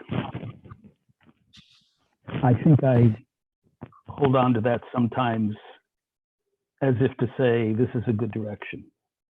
There's something more alive about this gut flutter. Is so it's not a good direction? It's not a worrisome gut flutter, right? It's not an existential fear gut flutter. No. Now, I was implying earlier that I could imagine the need to see things causally could have arisen by some overwhelm from that. But no, when I get this gut flutter like today when we are looking out at the tree, no, it was wonderful. Yeah, I would say that's part of the magic that's saying, oh, look what you're getting close to.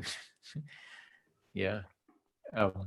You know what, it can sometimes, that's why I asked if it wasn't an existential fear type thing, because what can come up when life is looked at this differently is, oh, who would I be if that was true? Who am I? Or where would I go? And that would be the fear of the psychological identity, essentially feeling completely threatened by what is being glimpsed. And if, on the other hand, what you have is a bit of excitement, it's a sign that the psychological identity is weak enough not to be threatened, and it's sort of the glimpse is being received by the part of you that is just waiting for this to be realized, knowing that there's nothing to be afraid of, and in fact that it's freedom. The way I have perhaps experienced a difference, as you've just described, is as if,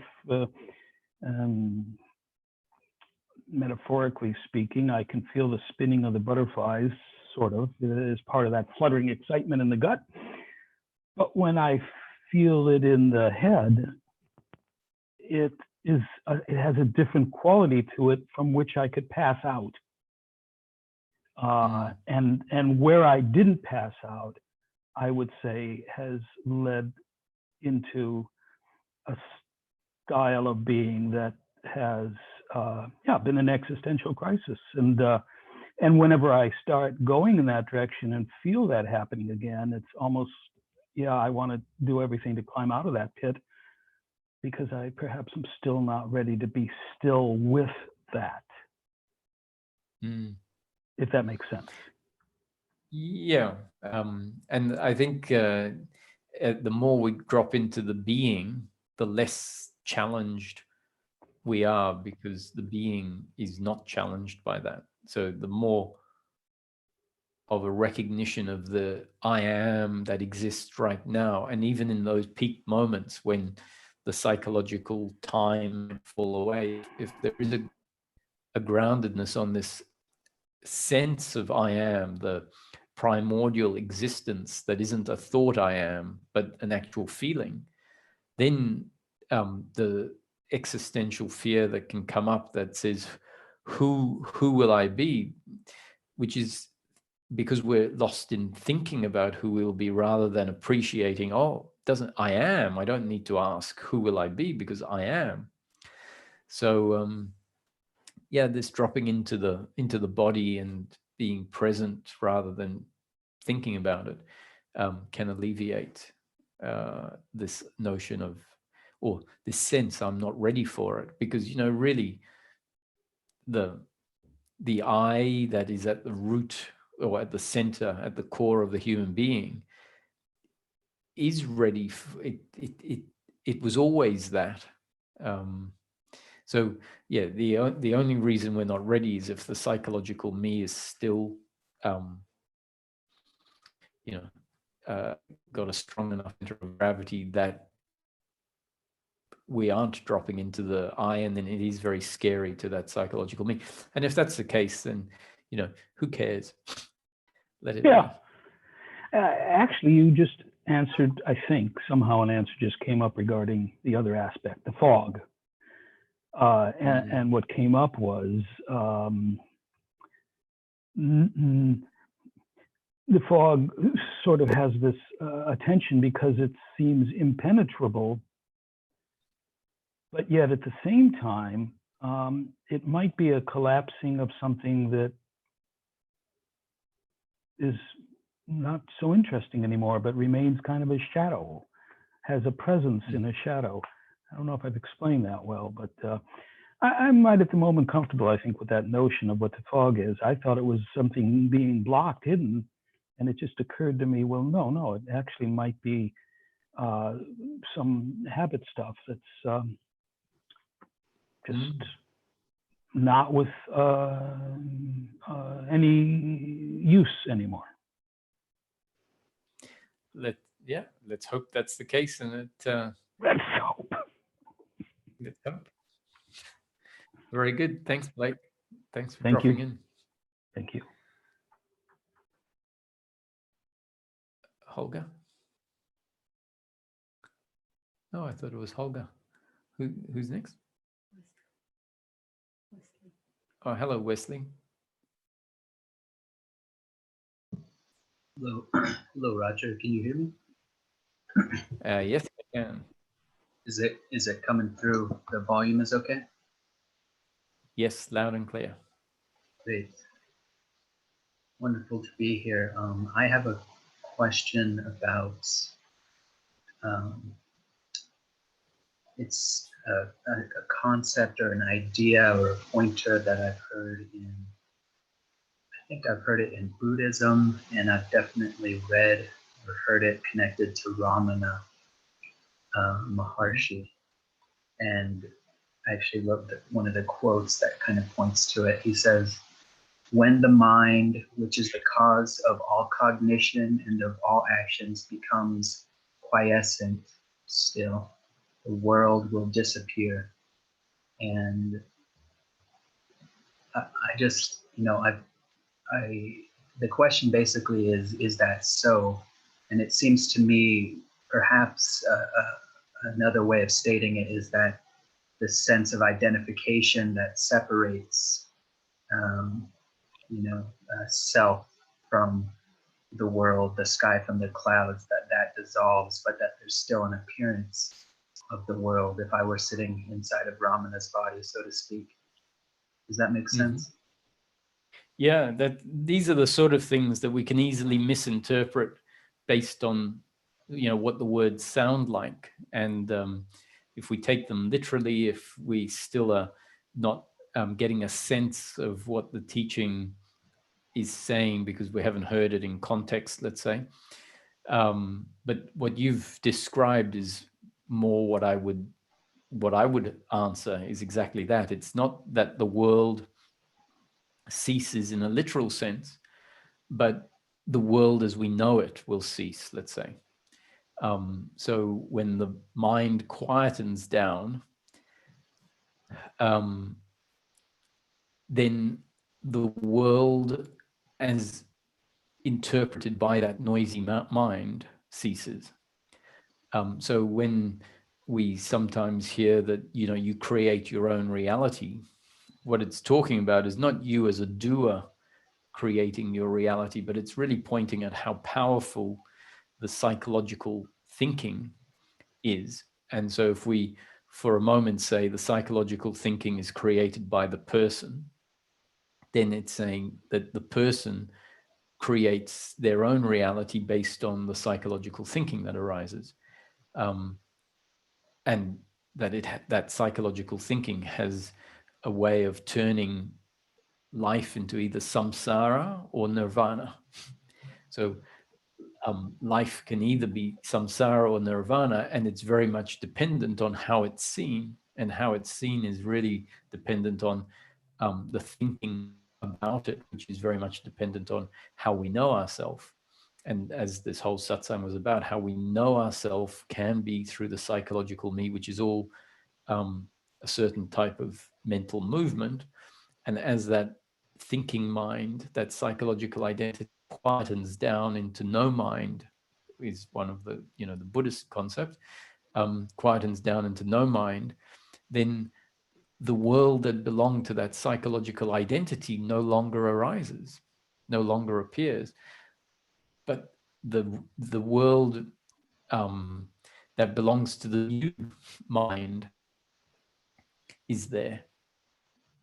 So that if we're waiting for, and sometimes we are because we're interpreting it a certain way, that when self-realization happens, or when the mind quietens down, the world disappears, and we're waiting for some samadhi experience where there is nothing. The absence of the world, the absence of illusion, and in our mind, that means no more form, because of how that statement has been interpreted. Then I would say, no, that's not the interpretation, which is what you were also alluding to. That, or I mean, I think your question was, is it that the world comes to an end, or is that just a way of saying something? And I would say, yes, it's a way of saying the world, we know it comes to an end. Beautiful, beautiful. May I ask another question? Short question? Yes, I sure. think. Short question, and you'll usually get a long answer. And just to put a fine point on it, if you can, at referencing your own experience, looking to you as somebody who's been in this recognition for a longer period of time. My experience, the analogy of the clouds in the sky. Do you know what I'm referring to? The sky being pure awareness, and the clouds being the contents of awareness. Sure. Yeah, using that analogy,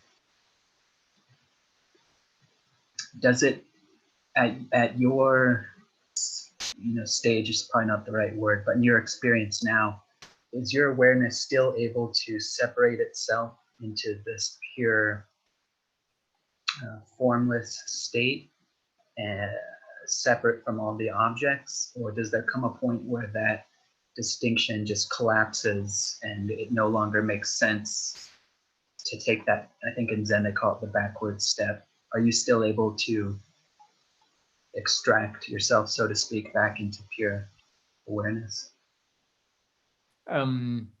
It so the answer is yes, but it becomes so much less relevant. It's much more relevant when suffering objects arise, and when suffering objects arise, there's either the identification with them and the lost in them in the sense I am that, I am the thoughts, I am the feeling of suffering, and the stepping stone, I guess, to them not arising at all is a non-identification, a backward step, a resting in the formless that knows it's. And so there were a couple of satsangs where I've said, this resting in being, this resting in formless awareness is more relevant as a resting place when suffering is arising. If the suffering doesn't arise, there's no problem with being a human being that clearly knows that it is conscious, that as in every time anything is witnessed, or not even witnessed, but just the very act of being aware of life, just seeing, hearing, tasting, touching, is known only to be there because I am a human that is conscious. And therefore, to know myself as a human means to know myself as a human.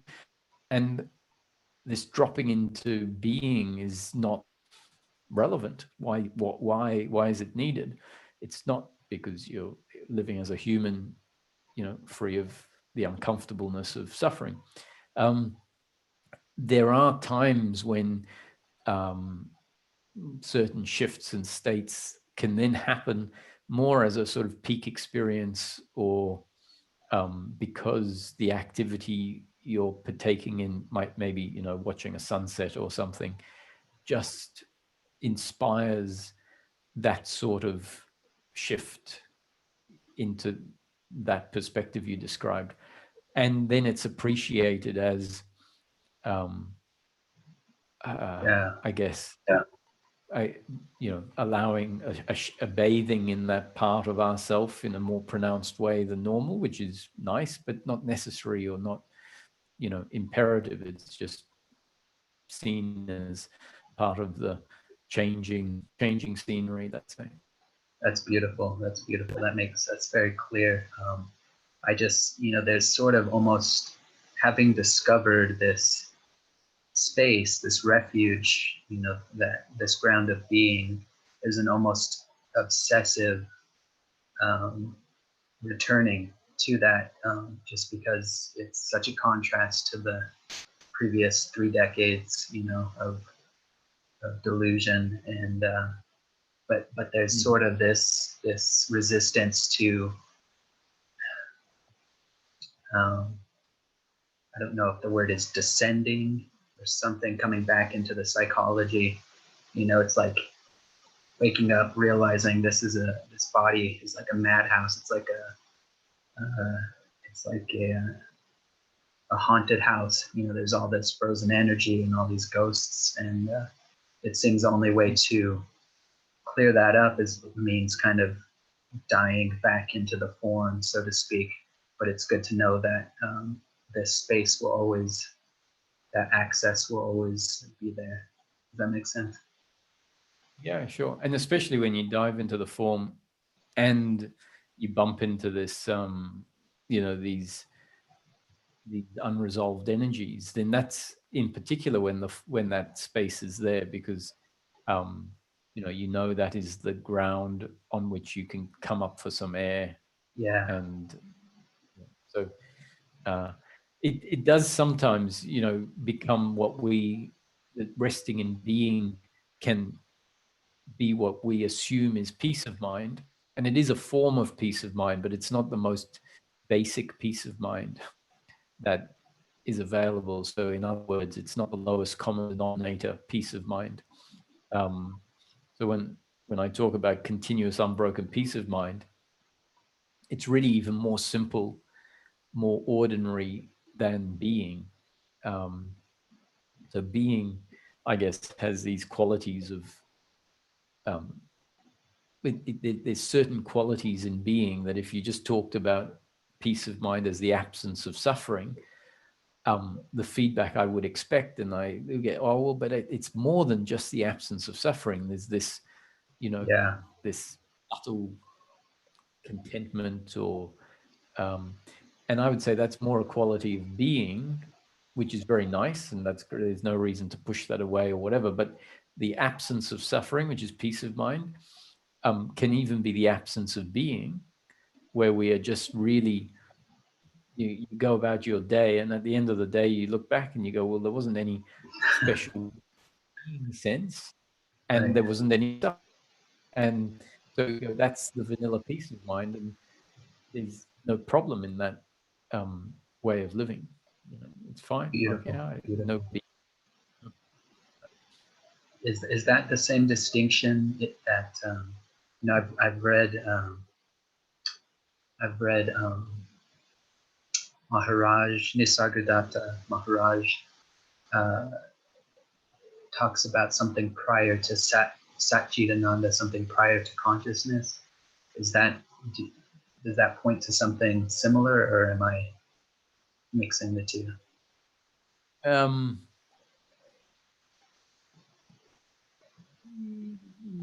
I would say that when Nisargadatta talks about prior to consciousness, he may well be talking about resting as a formless awareness, which seems less personal than being. Being tends to, is more of the I amness. Formless awareness is sort of seems, even feels like it's prior to I amness. It's that which is aware of the primary I amness. So prior and consciousness in some of Nisargadatta's teaching is referred to as sort of the seed of the person, the seed of personal consciousness. And so awareness is what he would talk about as prior to that. So simply that which is aware of consciousness, aware of I am, which is much more of the empty, in a way, the emptiness, the formless. And then he would even talk about, you can talk about what is prior to that. And prior to that, really, to me, would be the absence of experience, the collapse of even awareness. Yeah. Which is sort of like a theoretical, you need to be able to imagine, okay, if you're familiar with resting as awareness, the formless awareness, and knowing oneself as that which is aware of even I am, you might think, what could be prior to that? And I would say it's the absence of awareness. So Yeah. know what is prior to that by knowing what awareness is and resting Yeah. as awareness. You can't know what the absence is, because the absence can't be known, because it's the absence of knowing. But you can get a sense of what it is by knowing its presence, and then contemplating the absence of that presence. Yes. Yes. There is a subtle intuition about this sense of vacancy. So that thank you so much. This was just perfect. I didn't expect I'd get to interact, and I came back from grocery shopping, and perfect timing. So thank you so much. Very good. Thank you for dropping in. And on that note, we'll carry on tomorrow.